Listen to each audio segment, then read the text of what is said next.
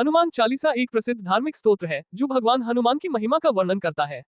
इसे तुलसीदास द्वारा रचित माना जाता है और इसका पाठ हिंदू धर्म में अत्यधिक महत्व रखता है। जहां तक सवाल है कि महिलाओं को हनुमान चालीसा पढ़नी चाहिए या नहीं, इसका जवाब धर्म और व्यक्तिगत आस्था के आधार पर दिया जा सकता है। महिलाओं के हनुमान चालीसा पढ़ने के फायदे: आध्यात्मिक शांति और आत्मविश्वास। हनुमान चालीसा का पाठ करने से मन को शांति मिलती है और नकारात्मक विचारों से मुक्ति मिलती है। महिलाएं इस स्तोत्र का पाठ करके अपनी मानसिक शांति और आध्यात्मिकता को बढ़ा सकती हैं। ये किसी भी प्रकार की चिंता, भय और तनाव से राहत दिलाने में सहायक होता है। भय और नकारात्मक ऊर्जा से रक्षा। हनुमान चालीसा को नकारात्मक ऊर्जा और बुरी शक्तियों से बचाने वाला माना जाता है। महिलाओं के लिए यह विशेष रूप से फायदेमंद हो सकता है क्योंकि यह उन्हें आत्मरक्षा और आंतरिक शक्ति प्रदान कर सकता है। संकटों का समाधान। माना जाता है कि भगवान हनुमान संकटमोचक है।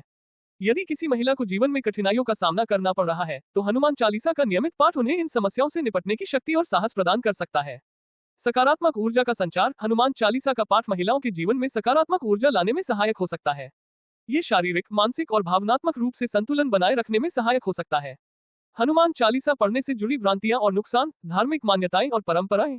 कुछ परंपरागत मान्यताओं के अनुसार महिलाओं को हनुमान चालीसा या किसी भी भगवान की उपासना करने से पहले शुद्धता का ध्यान रखना चाहिए।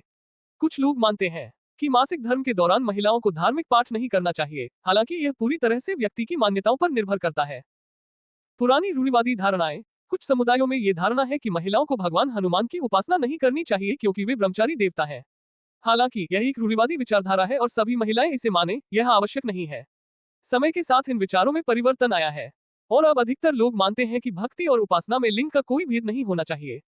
अज्ञानता और सामाजिक दबाव। कुछ महिलाएं हनुमान चालीसा पढ़ने के बारे में असहज महसूस कर सकती हैं क्योंकि उन्हें सही जानकारी नहीं होती या वे सामाजिक दबाव का सामना करती हैं।